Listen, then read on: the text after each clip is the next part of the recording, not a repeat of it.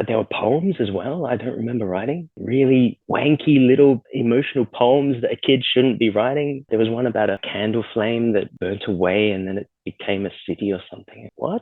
Like beat poetry for a 9-year-old or something.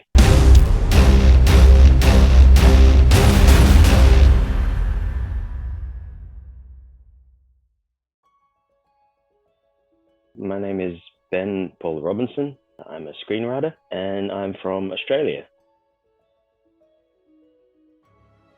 When we were young, we used to travel all the way around the country, around Australia. We'd go surfing in different places, or we'd just wander on foot one way or another. Or I was lucky enough, even though I've never been a wealthy man, I've been lucky enough to travel to a few different countries and things like that. If I visit a place, I'll walk just all over the place, just to see what I can find. Some people are walkers. I can get lost very easily daydreaming as I wander around.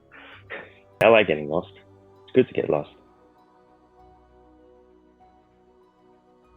I guess my imagination never stops. I'm always daydreaming constantly. Been like that since I was a kid. It's supposed to reduce when you become an adult, but nah, it doesn't. It goes on and on and on. Dreams have influenced my work for as long as I can remember. Not just night dreams, but daydreams and everything. When I was a kid, I had the most insane dream life because, you know, when you're a kid, you don't always know the difference between what's real and what's dream. So even now, I think some of my childhood memories are probably not real. I don't think they happened. And now visiting Australia, as I am now on holiday, because I've been away for a long time, I discovered that there are a couple of buildings in the city that didn't exist. And I looked into the history, they weren't there. I just remembered them. I think I dreamt them. I had vivid dreams and a lot of nightmares, and I couldn't always tell the difference. And I was raised Catholic, so my parents would tell me things, and the priest would say, this is real, that is real, this is real, that is real. And then when you'd have a nightmare, you'd run into your parents' bedroom and go, something happened. And they'd be like, oh no, but it's just imagination. So all that other shit isn't. So I didn't always know what was real. So I visited places over and over again in dreams, and I still visit them every once in a while. A lot of those places end up in projects. A lot of the images are there. Sometimes they're just little scenes. Sometimes an entire project, whether it comes to fruition or not, will be based on a dream that just sticks in you. I'm always going to get stuff from dreams. The imagery is so unique. You're not going to find things like that in real life. Sometimes you do, you know, sometimes you'll travel around, you'll see something extraordinary that you could swear was a dream. Dreams and dream places especially, or dream scenarios, sometimes feel realer because they're telling something. It's like your mind telling you something. There's a symbolism that isn't a structured symbolism because it's mostly nonsense. All the evidence suggests that what you're dreaming is pushing something into the front of your consciousness. Whether it's important or not, for me at least, it's always extraordinary and exciting and weird and disturbing in the way like a really good horror movie that you watch and then you're like, oh my God, that affected me. I can wake up after a night of dreaming and think, oh, I wish I could just put that on screen. We would end up watching things that you wouldn't expect. The earliest movies I remember are like Chitty Chitty Bang Bang, The Gnome-mobile, Bedknobs and Broomsticks, Return to Oz, which is still one of my favorite films. Like I adore Return to Oz. I rewatch it almost every year. They were always there, and I have fond memories of going to the video store and just wandering through and looking at all these movies and just being in love with that whole thing. The structure of movies as a form was always in my head. I'd watch movies and then I would grab my toys. I would make little toys. I'd grab my little Star Wars figures. And we didn't have cameras. There were no video cameras there, but I wanted a video camera. But a video camera, when I was a kid, was like this big and huge. Even the domestic ones were just beyond our working class budget. And so what I'd do is I would build sets out of cardboard, and I'd have my toys, and I'd close one eye, and I would imitate the editing and the shots of a movie while I was playing because I wanted my play to be a movie. So I think that's where it started. When I think back, that's probably how it started. And I just always wanted to be into movies from that point on. I think I've been writing as long as I can remember. I remember I got into trouble at school. They would have us writing things, you know, they'd write a one-page story about Captain Cook or some bollocks like that. And I would do it completely the wrong way. I do some imaginative thing. I'm on the spectrum, so I've always had some troubles communicating. And it took me quite a long time before I could write with decent grammar. And so what I would do is I would dictate the story to my mum or my dad, and they would type it down, and then I would go over it and I'd fix it. I would get into trouble because the teachers would say, "You didn't come up with this. Your mum's written it, your dad's written it." And mum would storm to the school and say, "He wrote this. All I did was type it. Now you will give him a good mark." And it was true. I wrote it. And once I was able to get over my early trouble reading and writing, and I think it happened really quick as well, because I remember the first thing I ever read was a book of horror stories, and I fell in love with the structure. And so I started writing little horror stories, but I still struggled with typing, but I would write them as best I could, a lot of times in drawing or as a comic, like a really rudimentary comic, because I could always draw. I could draw better than I could write, but there were always stories. Not too long ago, we found a bunch of really early childhood stories, and it was really embarrassing, but it was kind of good as well, like, because the stories had structure. They made sense. There was a beginning and a middle and an end most of the time, unless it was a dream thing, in which case it was just, but there were poems as well. I don't remember writing really wanky little emotional poems that a kid shouldn't be writing. There was one about a candle flame that burnt away and then it became a city or something. It was like what? Like beat poetry for a 9-year-old or something. I was always telling stories to myself, but I never thought I could do it for everybody else. I remember I decided, despite my problems with reading, I was going to read an entire novel, and it was going to be Jaws, because I saw the movie next door. The next door neighbors had hippie parents, and they would let us watch things. So I saw Alien there. I saw Aliens, The Howling, I think I saw. Really formative shit that a little kid shouldn't be watching. But I saw Jaws, and it blew me away because it scared me so much. And I was already scared of the ocean at that point, so, perfect. And I read the book. I have distinct memories of being in really boring places. My dad took me to a cricket game, and I just didn't care, so I was reading Jaws.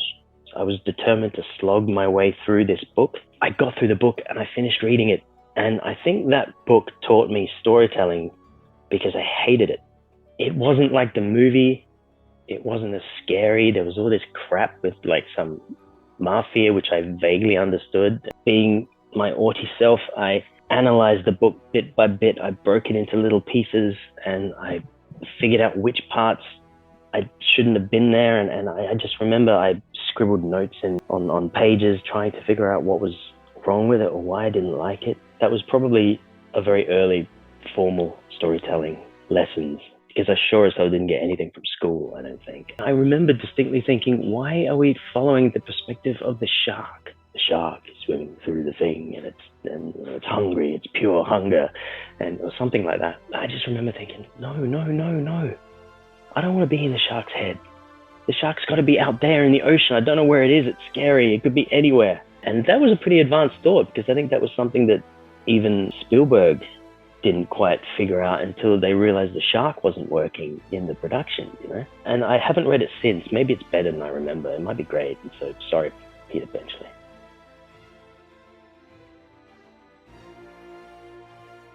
I've never actually met Alice in person. I had just moved to Argentina, and I think I was there for maybe a month or something, and this was about 6 years ago, thereabouts. I got a message from a friend saying that there's this kid that is looking for someone to read a script. It was when she was doing the Stephen King Dollar Baby, A Tale of the Laundry Game. So I said, yeah, sure, no worries. I like helping people out. And I got the message, and she sent me the script, and I didn't have that many notes.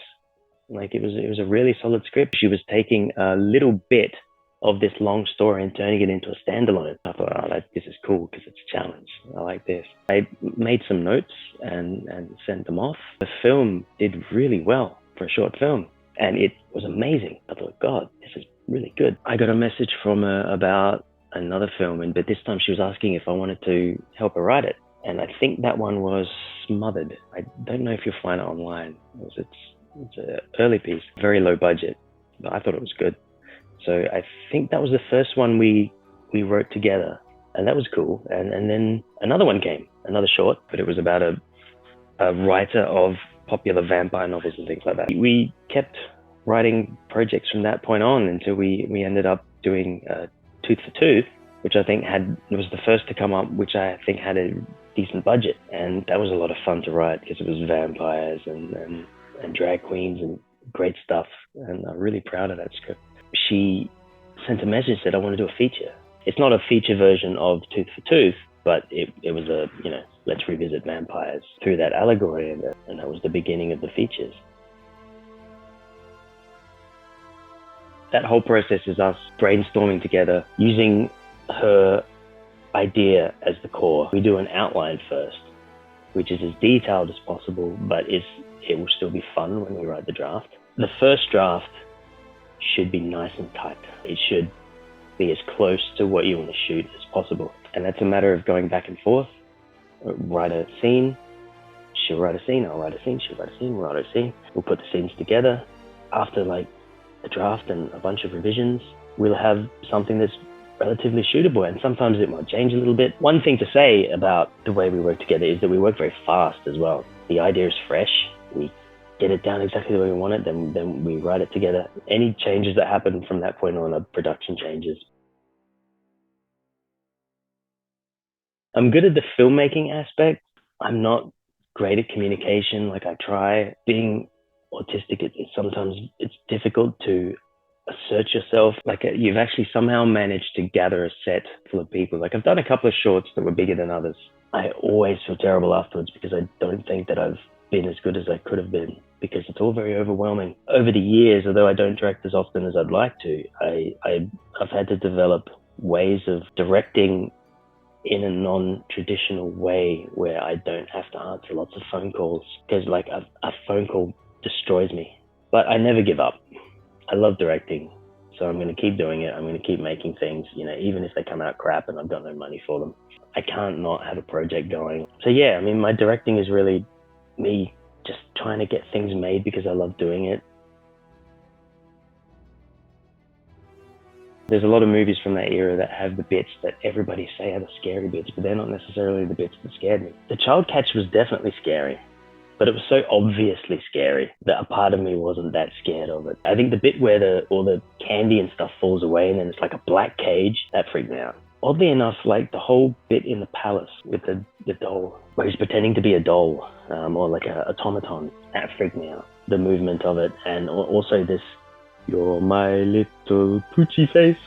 I don't know why, but when I was a kid, man, that whole arc of it, of that old Otto von Bismarck type character just being so creepy, that scared me. It's like Return to Oz. A lot of people, the Wheelers, freaked them out. They didn't freak me out because I just thought punks were cool. Or the Mombi with the heads freaked them out. That was just kind of cool to me. I thought, oh, she's got so many heads, that's awesome. But the Deadly Desert terrified me. The idea of the land of Oz being surrounded by the deadly desert, and if you touch the sand, you turn to sand. And when they fly over it, I remember when as a kid, as they're flying over it on Gumpf, or whatever his name was, I used to have nightmares of flying on a rickety thing over the deadly desert and being terrified of falling onto the deadly desert. And I would visualize what it might be like to slowly turn to sand. And that scared the shit out of me. And the faces in the rock, the gnomes, when they'd rock up and be like, ew. I have an overactive pareidolia. So I saw faces in everything. At nighttime when the lights go out, it's not black.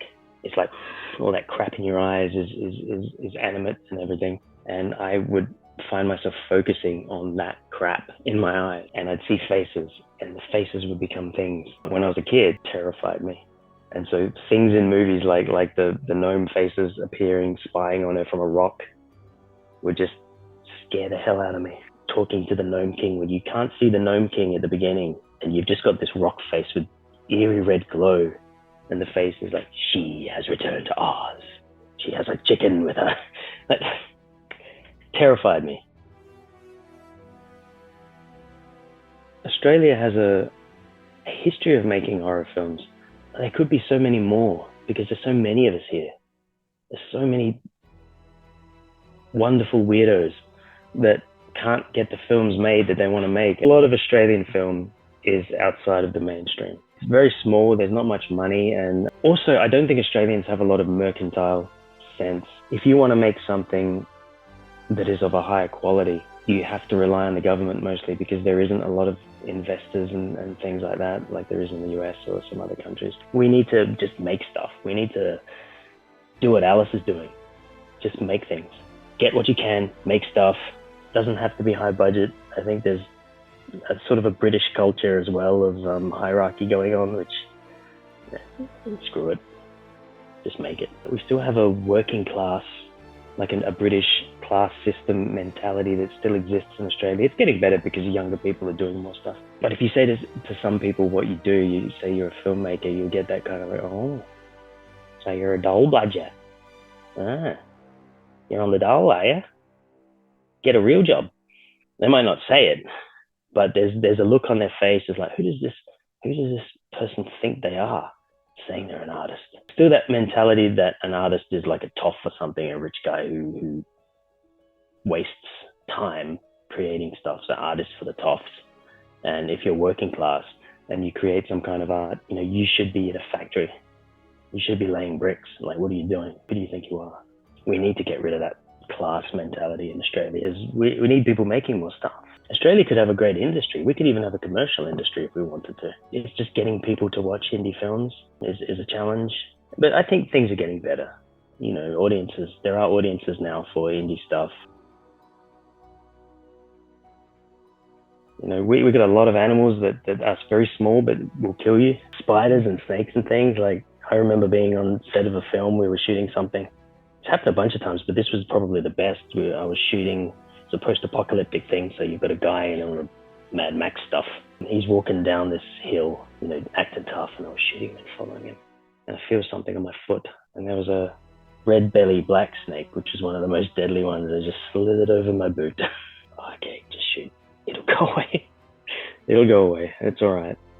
And I just glance down, and it goes back into the bush. I was like, God. Horror's always been political. Anyone who says otherwise is just whinging because it's not their politics. Everybody puts their politics in their movies, even the ones who claim that they don't.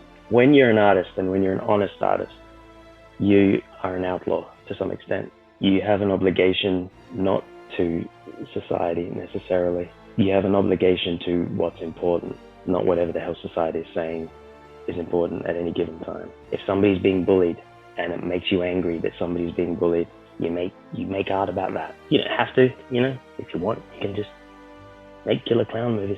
If you're not making art about things that touch you, the art doesn't have substance, I think.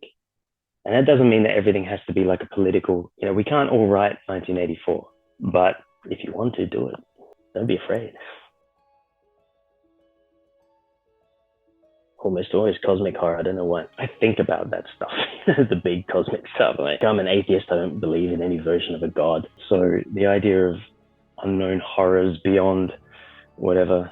My comfort horror movies are almost always some variation on cosmic horror, I think. Like in The Mouth of Madness is a big one that I watch over and over again. Dreamlike stuff also can be very comforting for me. I don't know why. There's not much of it. Not too long ago, I discovered a film. Haze is about a guy who wakes up finding himself in this narrow concrete space, and there's sharp stuff everywhere, and there's traps, and there's all these things, and you might think it sounds, like Saw or something. It's nothing like that. It's like a nightmare, and it's claustrophobic, and the whole film is like he's in this little garret. At one point, there's a mallet that slams into his head from some mechanism, and there's rivers of blood inside this place, and it's so horrible. Somehow watching it, for me, I've watched it like 5 times since I first saw it, is somehow consoling. I don't know why. It's cathartic. Watching things that make you feel uncomfortable, provided it's not, like triggering some horrible trauma or something like that, but generally watching things that make you feel uncomfortable about existence is comforting for me. It's like, oh, you're afraid of death? Oh, here's a movie about death. And I'll watch it and I'll feel a little bit better after. I don't know why. One of my favorite Australian films, actually, because we can go back to that, is a short film called Curve. A woman, she wakes up and there's just this curve leaning down into this abyss, like this concrete curve, and she's stuck in it, and it's slippery. and she's looking down this curve, and you can hear the ocean far off in the distance, so much like a dream, which is why I love it. But I also kind of hate it because I wish I'd thought of it, because I must have had 1,000 dreams just like it. This curve goes down into darkness, and you can hear something in there growling and moaning, and you don't know what it is, but it's terrifying. And the whole film is her just trying to stay up, and then it starts raining. Oh, are you kidding me? And it's so tense and so powerful. I love David Lynch's stuff. I discovered David Lynch quite young. Dune was one of the films that made me want to do filmmaking. Because, I was a kid, I loved Star Wars. Every kid liked Star Wars. Every kid, I was a big Trekkie. I love Star Trek, still do. But Dune was so weird, and it was more like my dreams than it was a science fiction film. Despite whatever flaws people talk about it, I don't care. I love it from start to finish. It's so weird and beautiful. Like, you end up in the Harkonnen world, and they've got plugs in their hearts. Like, what is that? Imagine having to have a plug, and then anyone can just pull it, and all the blood will pour out of your circulatory system. Like, that's terrifying. Like, Eraserhead is just such a perfect film, and watching it quite young, I felt understood to some extent. And I don't think Lynch was on the spectrum. I don't think, I can't speak for him, but like the dinner scene when he visits Mary's parents, and they're all staring at him, and the father's like, "So what do you know?" Like, that social awkwardness is just my life. When I was a kid, I had terrible aversions to various foods because the textures affect me and everything. It's so stupid and annoying, but that's the way it is. And then when the chicken starts saying, I was just like, oh God, that could be me cutting into any vegetable or some weird bit of meat that I had at a friend's house. I felt seen because it was in this world, and it was dark, and it was weird, and there was all this noise, constant noise outside. It's this endless noise. Eraserhead, man. Besides the obvious cathartic element of horror, for me, horror feels deeper than most art forms. Making horror, it feels right because it feels like the most honest genre. I'd rather be in a genre that is as truthful as possible for not just myself, but for everybody. We all are going to die. None of us really know what happens after that. We all have to confront that. There's these things that we all have, like we're all going to die. We all have bodies. Our bodies can erupt at any moment. We all have organs inside us, which are gross. We all fear certain things when we're children. We're afraid of the dark because we don't know what's in there. We imagine things. We all are afraid of being hurt by somebody. We're all afraid of all these things. And that's what our lives are to some extent. Horror packages it so that we can deal with it and we feel a little bit better, or at least we understand something. I thought of Lake Mungo, which is about horrible things happening to this family and this girl, and it's a mystery. These horrible things happen all the time, but the film is devastating. But it's honest, it's true. That's the gift of horror. My ambition is really simple. Live a fairly long life in good health and never retire and just keep writing stuff. I'd like to make more things as a director or as just an artist. I've got new things coming out that I'd like to do, exploring different mediums, all kinds of stuff. I'd like to direct a feature of my own finally. I have a project in mind. I don't want to say too much about it because I might jinx it, and also because it'll change. I just want to keep working. I love making things. I don't want to stop making things. I think the saddest thing about getting old is at some point you stop being able to do stuff. I'd like to have a few less restrictions. That would be cool. The things that I imagine don't take place in a house or even on a street corner usually. Like the things that I imagine take place in big, huge, surreal, dreamlike places. And it would be nice one day, if anybody with money is watching, to be able to make something big. Like I'd love to make something big. Not like Christopher Nolan or something like that. A bigger set of Lego. Make art, be punk, make art, and do it hard and keep fighting, even if you have to be sneaky. If things get bad enough, put it in the subtext. Whoever said subtext is for pussies, what was the saying? Subtext is for pussies, I think is the saying. Fuck off. No, you do what you have to do to get the message out. Keep making stuff.